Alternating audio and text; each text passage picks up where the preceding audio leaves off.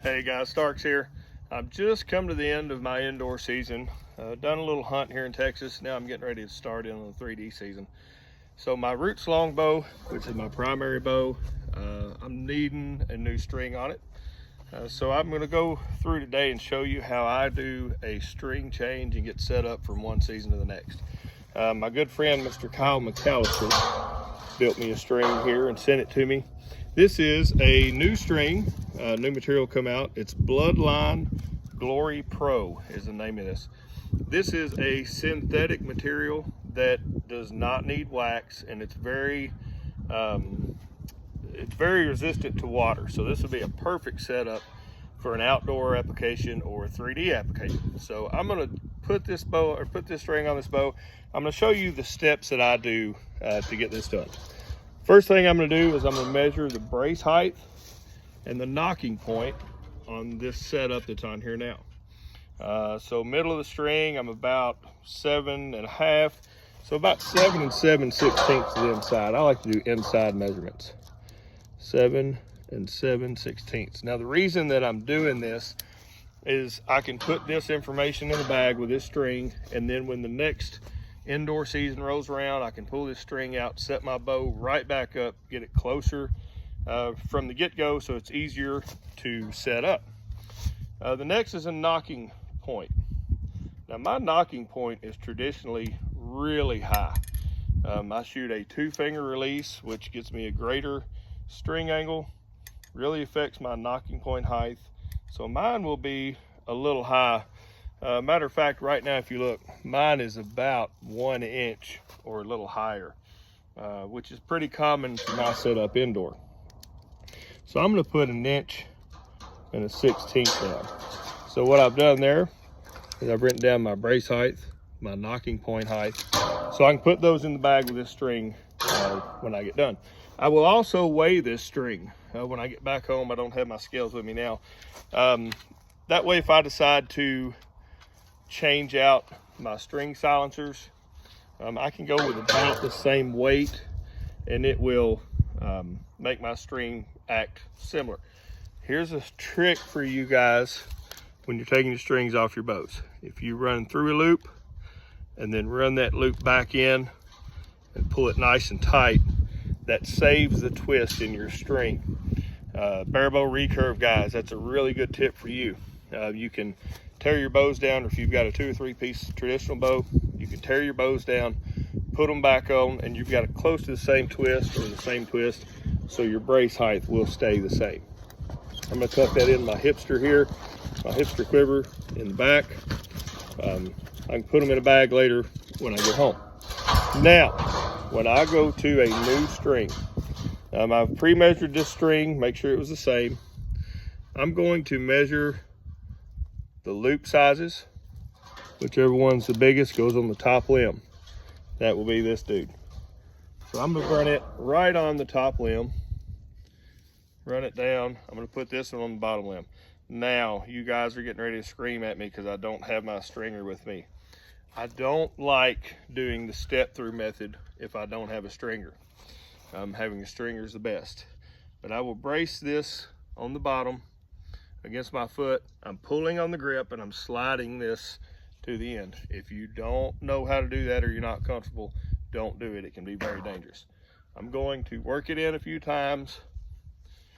Then I'm going to check my brace height. My brace height is quite a bit longer there, about 1 inch longer than the other. That's about 8.5. So to adjust that brace height, I'm going to take some twist out of this string. If my brace height was too low, I could add some twist. Now, check with your bowers or your bowyer on your recommendations on your bow. A bigger or littler brace height will affect the way this bow shoots. A longer brace height will make for a slower bow that's a little more forgiving. A lower brace height will make for a little quicker bow, but it's going to be a little less forgiving. The reason is the arrow will stay on that string just a little longer, so it gets a little more push. So I'm going to adjust this down, take some twist out of the string, And we're gonna start with about 10 or so.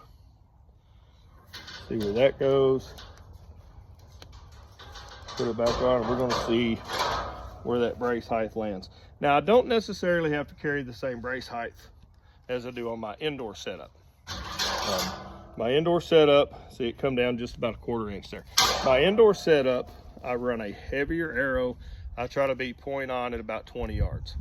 My outdoor setup, or my 3D setup, I'm gonna try to get a lighter arrow, maybe drop a spine because I'm not gonna run as much point weight, and try to get point on at 25 yards. Now the reason that I'm doing that is our max distance at 3D. So I like to have my point on set at my max distance, then I can control my gap on the way down. The lighter the arrow, the flatter the trajectory. So if I miss my yardage between 20 and 25, I'm not going to drop as far down. That's my thinking and my reasoning for what I do.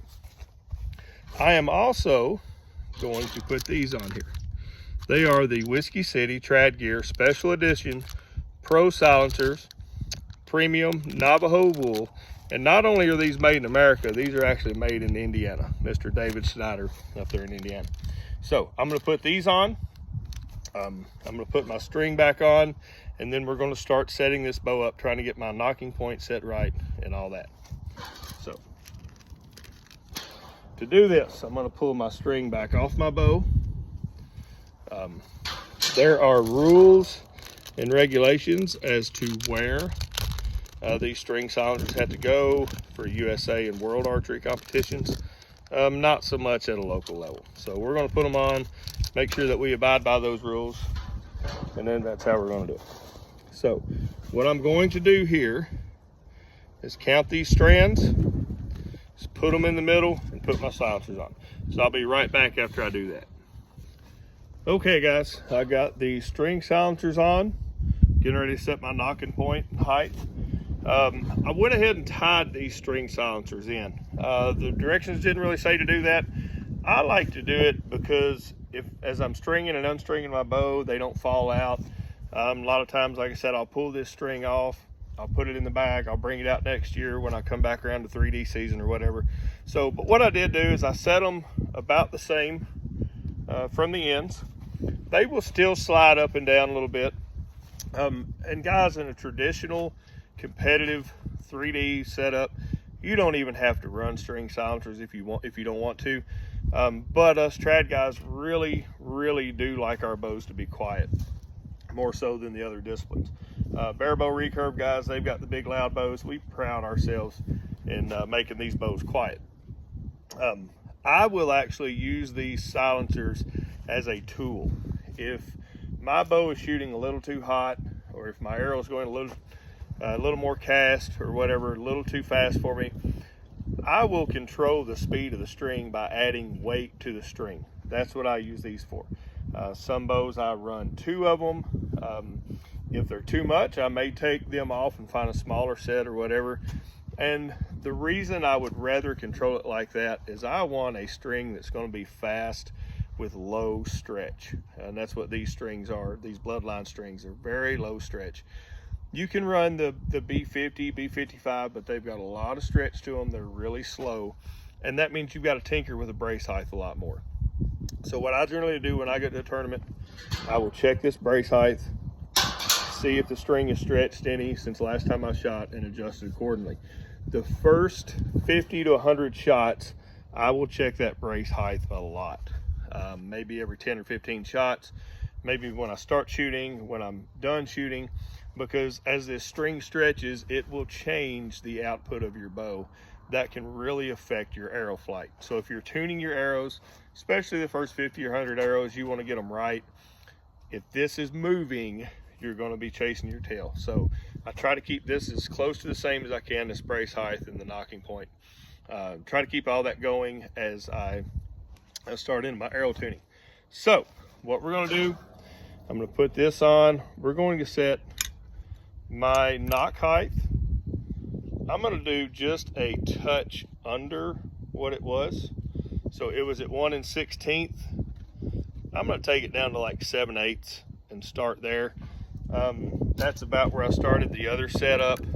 But I had shot that bow enough, or that setup enough, and had played with it that I was pretty comfortable in moving it up that far, and my arrows are flying really well. I'm going to a little lighter arrow, so I'm going to drop it down just a little bit, see if I can get just a little more cast on it after that 25-yard mark. Who knows, I may move it around. But what I'm really looking for in my nocking point is getting good arrow flight. My good arrow flight is there if it's you know, not kicking a lot one way or the other. If it's nice and strong arrow flight and it's too fast or too slow, then I can start doing things like adding more point weight. If it's too fast, I can add more string silencers, slow my bow down. I can increase my brace height. All those will slow that arrow down. If it is not getting the cast that I'm wanting to, I can decrease my brace height, take some of the weight off the string. That'll speed it up. Change the arrow point.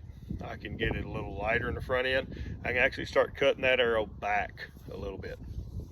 I like to shoot full length arrows, so we'll just see when we start shooting what spine this bow likes and what everything else. So as we're going to go out, we're going to start shooting this bow a little bit. Sorry, my low battery light came on there. I'm going to already set the brace height. I'm going to start shooting my bow.